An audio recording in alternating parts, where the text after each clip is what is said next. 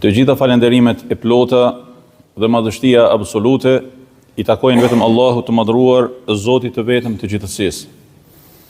Atë e falenderojmë që na bani prej muslimanëve. I lutemi me na forcu në këtë fe, me na bati qëndrueshëm, me jetu me faqe të bardhë, me e dëshmu ma së miri Islamin në përditshmërinë tonë dhe me u largu nga kjo jetë me faqe të bardhë, e me u ringjallë në ditën e gjykimit pas pejgamberit tonë alayhi salatu wassalam.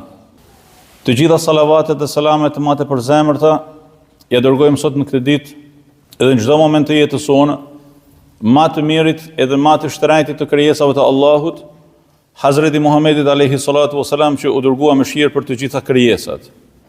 Për të bërë gjithë secili prej pasuesve të Hazreti pejgamberit tonë alayhi salatu wassalam mëshirë e dhuruar, ashtu siç ishte pejgamberi jonë alayhi salatu wassalam dhe tha për veten e tij, innama ana rahmatun muhdat. Me të vërtetë unë jam mëshirë e dhuruar. Është e udhës që njeriu me e pyet veten e tij, a jam unë i mëshirshëm? A kam unë mëshirë për njerëzit për rreth meje, qofshin pjesëtarët e familjes, qofshin shoqënia e afërt, qofshin ata farefisi, njerëzit me të cilët unë komunikoj dhe marr dhe jap çdo ditë, a ka mëshirë në mesin tonë? Pastaj me mbarsinë Allahut azza wa jalla them. Tashma që kemi dalë nga periudha e begat e muajit të mallnueshëm të Ramazanit, patjetër që në horizont i shfaqet drita dhe bekimet e Allahut azza wa jall përmbar ummetin islam nëpërmjet adhurimit të haxhit. Dhe patjetër që kur flasim për haxhin, apo tërheqim vëmendjen drejt të kësaj shtylle prej shtyllave të islamit, të gjithë ata që Allah subhanahu wa taala ja ka bërë mundësi për ta kryer këtë adhurim, ndjen një kënaqësi të madhe, ndjen një nostalgji të pashembull, emocionohen, i rënqethet trupi, sepse kujtojnë etapat e shumta në të cilat kanë kaluar gjatë ditëve të haxhit. E ata që nuk e kanë pas këtë mundësi akoma deri sot, luten me zemër që Allah subhanahu wa taala me ja mundësu. Mirë po, për te faktit se a e kemi kry haxhin, a nuk e kemi kry haxhin. Në fakt, ka një mundësi shumë të madhe për gjithë secilin prej nesh për të përfituar nga kjo vizitë e begatë drejt vendeve të shenjta, dhe që është umreja. Umreja, të cilën Allahu azza wa jall nuk e ka nda nga haxhi kur na ka nxit për ta kry haxhin. Thot në Kur'anin famlar të etimmu, pra plotësojeni dhe kryeni haxhin dhe umrën për hir të Allahut. Kryeni haxhin dhe umrën për hir të Allahut. Edhe umra çfarë është? Është një haxhi vogël, është një mundësi që i jepet muslimanit në çdo kohë. Në çdo kohë, përfshin edhe pjesën e haxhit për të shkuar drejt vendeve të shenjta, e për të bërë tawaf, e për të përfituar nga mirësitë e shumta të Allahut azza wa jall në Mekë e pastaj tek pejgamberi alayhi salatu wasalam në Medinën e ndriçuar. Ka një sevap shumë të madh dhe një shpërblim të jashtëzakonshëm kryerja e umrës. Sot, elhamdulillahi rabbil alamin, gjithandej nëpër botë ka agjenci të shumta, edhe në vendin tonë, edhe në qytetin tonë. Agjenci të cilave u shërbejnë njerëz të përkushtuar për umrexhit dhe që përpiqen për t'i ofruar më të mirën brenda mundësive të tyre. Mos të ngurroj asnjëri prej nesh të dashurit e mi me thënë po unë nuk kam. Unë nuk kam dhe unë nuk mundem, janë dy fjali që nuk duhet të ekzistojnë në fjalorin e muslimanit. Sepse nuk ka kuptim që ti të lexosh në Kur'an ditë natë dhe të thuash walillahi mulku samawati wal ard, Allahut janë pushteti, edhe mretnia e qiejve dhe e tokës, dhe ti thuash unë nuk kam. Allah, se ti nuk je pjesë e kësaj mretnie, e Allahut është gjithçka, pra Allahu ka gjithçka. Dhe Allahut ka thënë mulut, edhe ti thua unë nuk kam, shejtani e nxit njeriu për të thënë unë nuk kam. Kooperacia, njësia e të mos pasunit, ngushtimit e të ngjashëm vin nga shejtani i mallkuar, prandaj nuk duhet të ekzistojnë në mesin tonë. Unë nuk mundem, Allah, Muslimani nuk thot kur unë nuk mundem, përderisa lexon në Kur'anin famëlar ajetet e shumta që na nxisin drejt mbështetjes në Allahun. Tawakkul, wa tawakkal 'ala al-hayy alladhi la yamut. Mbështetu në të gjallin i cili nuk vdes asnjëherë, në Allahun Azza wa Jall. Po nuk mundem, Allah. Domethënë ti nuk ke kuptuar atë që lexon nga Kur'ani. Ti nuk e ke kuptuar atë ajet që ti e lexon me të madhe thu unë jam mbështet Allahut. Jo, ti nuk je mbështet Allahut kur thu unë nuk mundem. Unë mundem me mbarsinë dhe bekimet e Allahut. I mbështetem Allahut dhe mendimin e tij do të mundem. Nëse nuk arrihet, Allahu ka dashur kështu, ama nuk mundem. Pesimizmi dhe e keqja me i paraprinj dhe me thirr të keqen, me njat të keqen, siç i themi në gjuhën tonë të përditshme, nuk ka cilësi e muslimanit të dashurit e mi. Të dikush thotë, po është shtrejt për më shku në hax, është shtrejt për më shku në umre, la ilaha illallah. Thuaj për Allah është lirë edhe është e mundshme për më shku. Dhe unë e baj njët nga një ky moment me u përpjek për të shku në umre, e baj njët nga një ky moment sa të kem frym me mbledh për të shku në hax dhe me seleja mbyllet, po kur mas një vitit, mas 2, mas 5, mas 10. Dhe nuk kam nevojë me eranu veten me çfarë nuk duhet. Pejgamberi alayhi salatu wasalam urdhon dhe thot në hadithin e transmetuar nga Hazreti Ebu Huraira se el-umratu ila el-umrati kafaratun lima bainahuma. Pra realizimi i umrës deri në umrën tjetër, pra në mes të dy umrëve, është fshesë e krejt gjunaheve të bame. Allah, ty të jepet mundësia që gabimet dhe gjunahet e përditshme për cilët ti edhe i ke ba dhe i ke harrua dhe kanë kalua dhe jenë dilema, am ka falë Zoti, am falë Allahu. Pejgamberi thot, hajde të bën një umre, dhe mes dy umreve gjunat janë të falëna. Është pastrim. Ashtu siç del me ihramin tanë përpara durëve të Allahut Azza wa Jall, përpara çapës së mandueshme, ashtu do të dalësh pas atij momenti nga gjunahet e tuaja.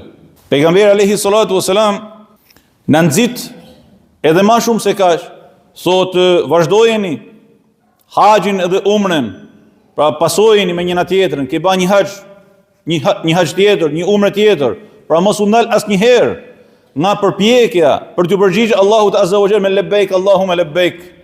Jo thjesht për të shkuar në Kabe.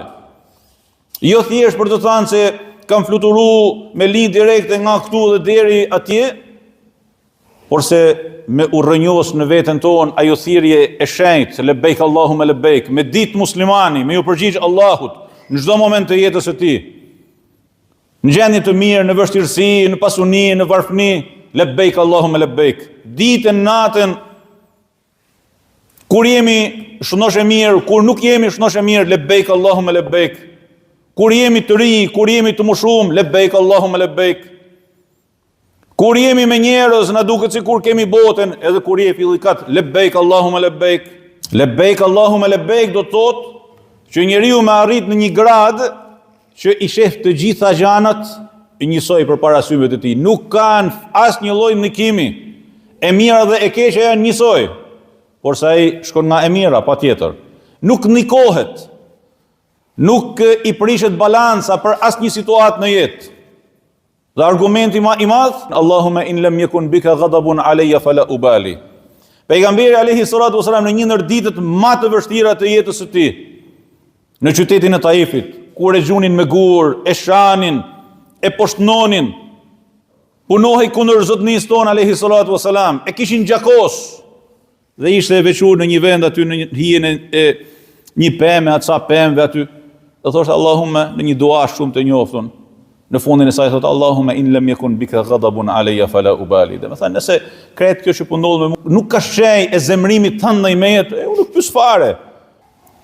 Të duan, s'të duan, të pranojnë, s'të pranojnë, flasin, s'flasin, hiç për njësoj. La ubali. Nuk pyes fare.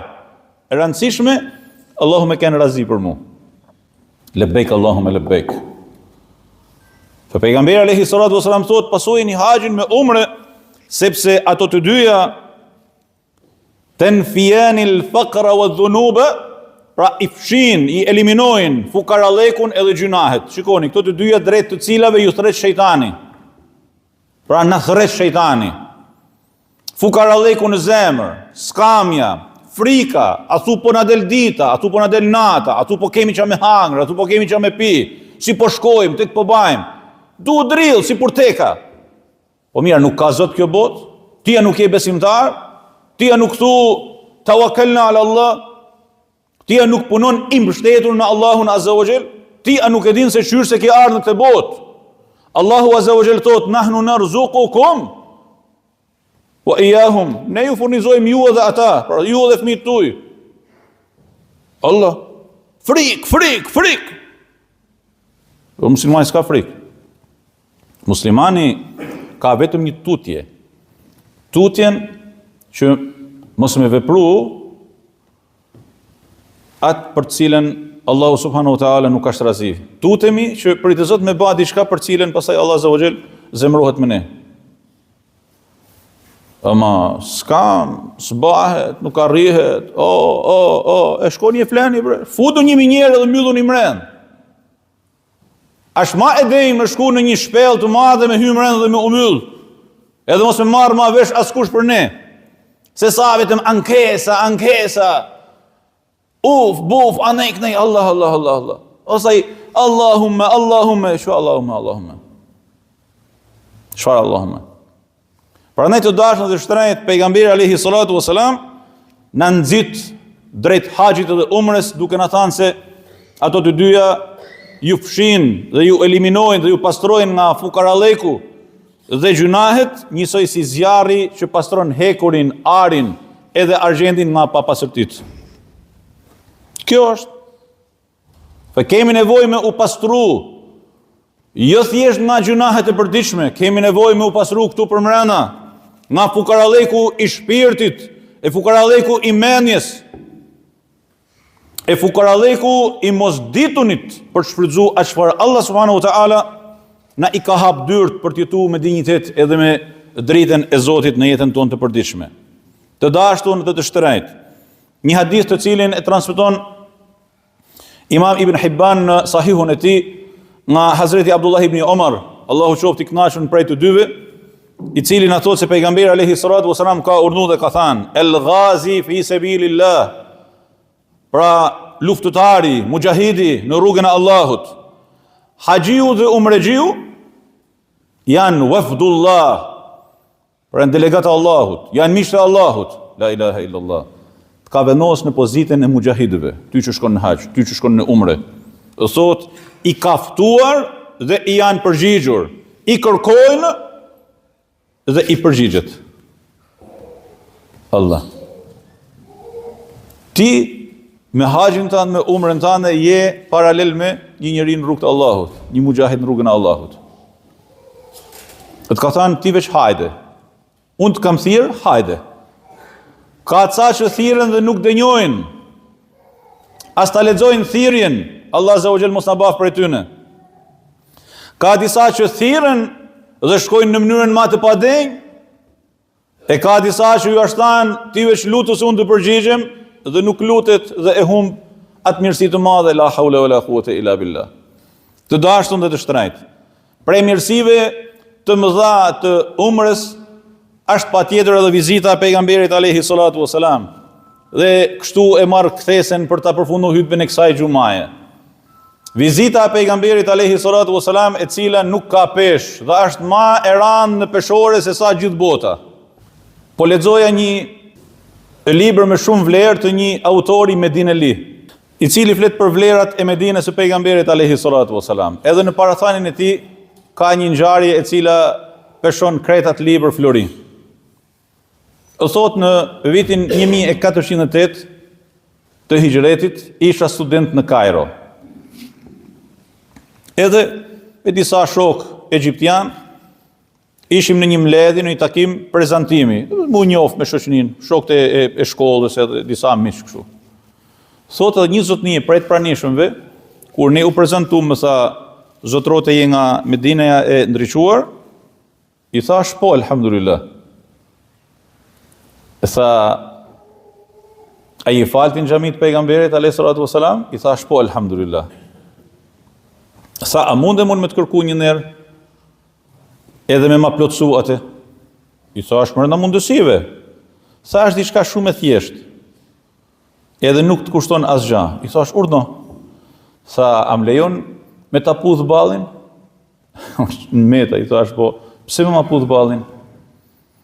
Tha sepse aja është balli që ka ra, është falë dhe ka ra në sejdë në një vend ku është falë dhe ka ra në sejdë dhe pejgamberi alayhis salam. Unë u habita, edhe pa e përfundu fjallën, a ju ngrit në kam, edhe erdi dhe më puthi në balë. Thotë unë nisa të qaja. Edhe nuk e dija se pse po qaj. I thash zotni, po, tha sepse unë nuk e di, a kam jetë për të shku në njëherë në atë vend, edhe a kam mundësi që me evu balin e sejtë në njëherë në atë tokë, që e ka shkel pejgamberi alayhis salam me kam të tia. Të dashnë dhe shtrejt, veç me e menu këtë, që përsa je në xhamin e pejgamberit alayhis salam, ti je në një vend që në çdo cep të ti vjen era e mirë edhe misku, edhe amberi, edhe jasemina e pejgamberit alayhis salam. Ti në çdo vend që shkel në atë qytet të bekum, ke një gjurmë, ke një ngjarje, ke një personazh, ke një episod për episodeve të panumërta, me të cilat është zbukuru dhe është begatu historia jonë islame. Në çdo vend të atij qyteti, të cilin pejgamberi alayhis salam e ka dashur si Mekën, madje ja shlut Allahut azza wa jall me i dhan 2 fishin e bekimeve të Mekës, ti do të gjesh thirrje dhe detaje që të tërheqin nga dashnia e Allahut dhe dashnia e pejgamberit alayhis salam.